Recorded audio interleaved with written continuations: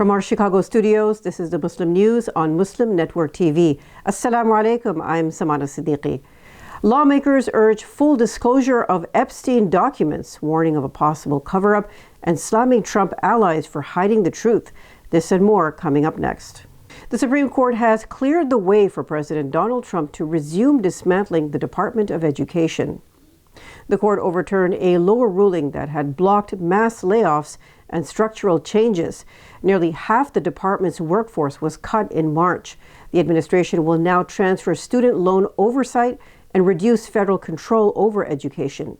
Education Secretary Linda McMahon praised the ruling and vowed to return power to the states. Trump called it a great victory for families and promised to overhaul the system. Liberal justices like Sonia Sotomayor strongly dissented. She warned of untold harm to students, citing threats to civil rights and educational equity. Sotomayor also criticized the ruling as a grave threat to constitutional checks and balances. Analysts say the decision intensifies a growing national debate over federal versus state control of education policy ahead of the 2026 midterm elections. In related news, a major legal battle is unfolding as 24 Democratic-led states and Washington, D.C.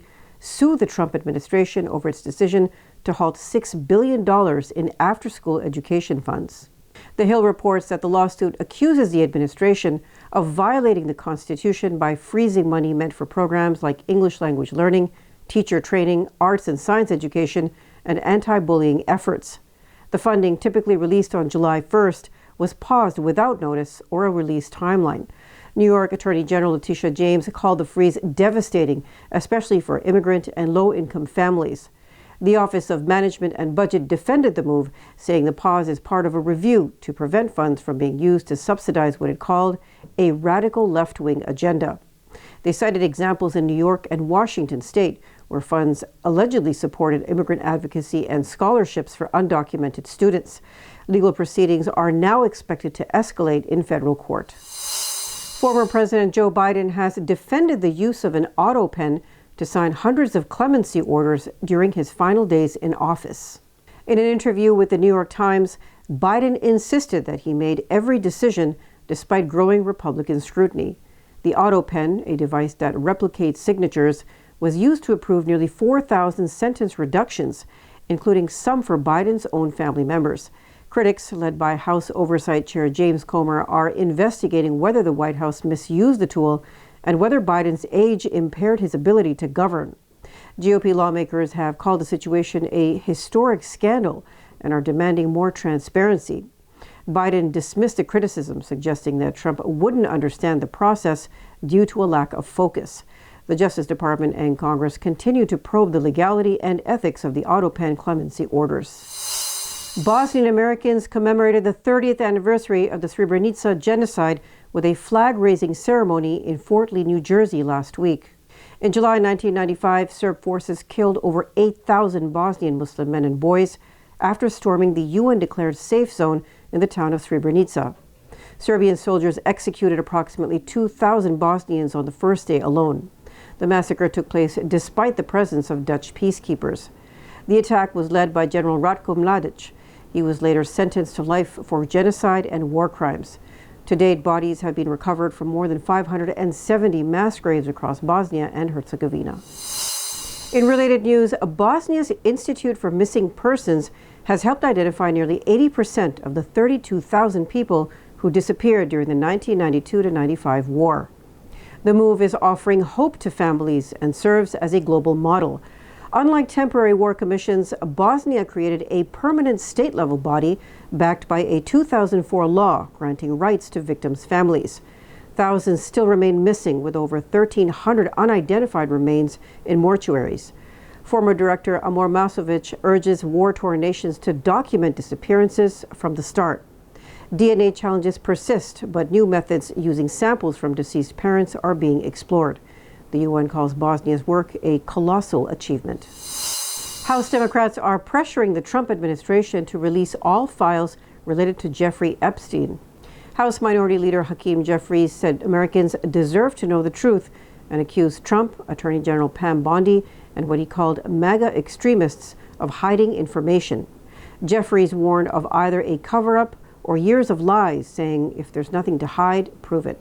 He called on Congress to act in a bipartisan way on the issue. Representative Ro Khanna introduced an amendment demanding file disclosure, urging lawmakers to stand with ordinary Americans. Representative Mark Vesey also submitted a resolution noting that no Republicans supported it. Epstein, a convicted sex offender with links to high-profile figures, including Trump, died by suicide in 2019. Despite past promises, Bondi now claims there is no client list to release. Observers say the administration is backtracking, raising more questions. Algerian woman in Germany stabbed after harassment over her hijab. Activists are demanding justice and action against rising Islamophobia. Details after the break.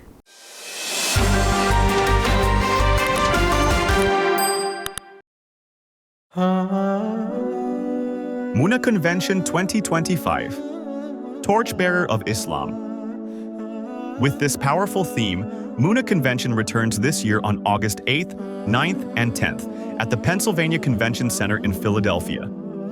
Join us for an unforgettable weekend featuring over 30 esteemed scholars from across the globe, delivering powerful lectures and inspiring hearts. More than 25,000 attendees are expected to gather in one of the largest Islamic conventions in North America. Experience a full and dynamic program including dedicated youth conferences, parallel sessions for diverse interests, special Young Sisters program, on-site health clinics, delicious halal food, a vibrant children's learn and fun zone, and an expansive bazaar and expo. Register now at munaconvention.com and get 20% off for limited time. Spots are filling up quickly. Don't wait to register. Join us at Muna Convention 2025, where faith, unity, and action meet.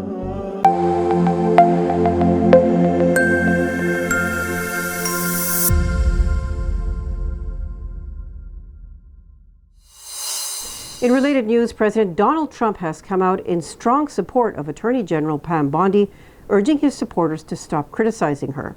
In a Truth Social post, Trump called Bondi's work fantastic and warned against internal divisions within his movement.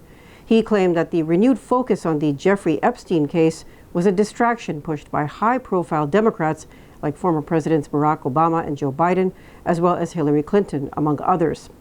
Trump emphasized that the real focus should be on voter fraud, political corruption, and what he called the stolen 2020 election. He urged the FBI and Kash Patel to investigate Democratic fundraising group Act Blue instead. Trump reiterated his key priorities on securing the border, deporting criminals, fixing the economy, and stopping Iran's nuclear ambitions. Despite rising incomes, Black Americans are facing tougher hurdles saving for retirement. That's according to the 2025 Retirement Confidence Survey. It reveals that only 33% of Black households earning over $75,000 have at least $250,000 in savings, compared to 63% of non-Black households. 63% of higher-income Black families say debt is a problem, with close to half saying that it affects their ability to save. Student loan burdens and higher housing costs also widen the racial wealth gap, reducing potential retirement savings by tens of thousands. As well, fewer Black Americans invest or seek financial advice. Experts say solutions include better debt support, financial education, and accessible tools. A 26-year-old Algerian Muslim woman was stabbed to death in Hanover, Germany, allegedly by her neighbor. Rahma Ayad's July 4th killing was a culmination of months of harassment over her hijab and Arab ethnic background. The alleged killer attacked her in her apartment stairwell. She died despite neighbors calling for help. Police arrested a 31-year-old German man at the scene. Activists are demanding that Ayad's murder be treated as a hate crime and not attributed to mental illness. Algeria has summoned the German ambassador and is demanding justice. Critics have also slammed weak coverage of Ayad's murder in German media, as well as silence from government officials.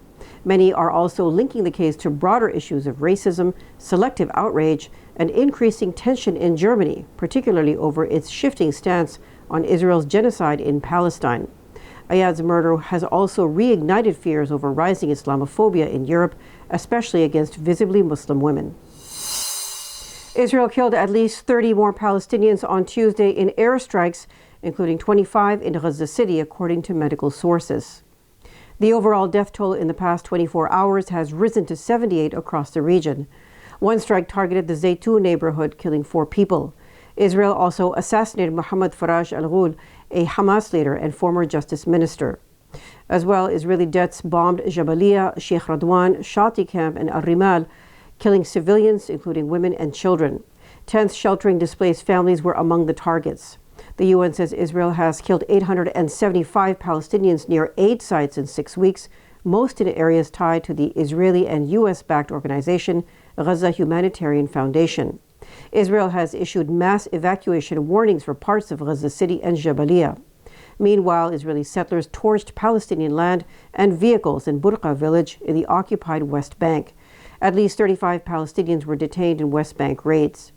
In Lebanon's Bekaa Valley, Israeli strikes killed 12 people. Israel's genocide in Gaza has killed more than 64,000 Palestinians, the majority of them women, children, and the elderly, according to a major study published in the British medical journal The Lancet in January. According to Gaza's health ministry, over 139,000 have been wounded. Fierce clashes between Druze militias and Bedouin tribal fighters in Syria's southern Suwaida governorate killed over 30 people and injured nearly 100. The fighting broke out late Sunday. The country's interior ministry called the violence in Suwaida's Al-Maqous area a serious security concern. It pledged military and police intervention to restore order and prosecute those responsible. State media said several army personnel also died trying to protect civilians. Interior Minister Anas Khattab blamed the bloodshed on the collapse of state institutions. He urged swift action to restore peace and state control. The unrest comes months after President Bashar al-Assad fled to Russia, ending decades of Ba'ath Party rule. A transitional government under President Ahmed al-Shara took power in January. The region remains tense with fears of renewed violence. A thick haze blanketed Toronto on Sunday as smoke from wildfires in the northern part of the Canadian province of Ontario drifted south. The smoke significantly reduced visibility and triggered health warnings across the city. Environment Canada issued special air quality alerts, warning residents about the risks of prolonged exposure. Officials say the smoke originated from fires burning across northern Ontario and the prairie provinces. People with breathing issues, children, and the elderly were advised to stay indoors. The situation may persist if winds continue to push smoke into southern Ontario. Bitcoin surged to a new record high of $123,000 early Monday.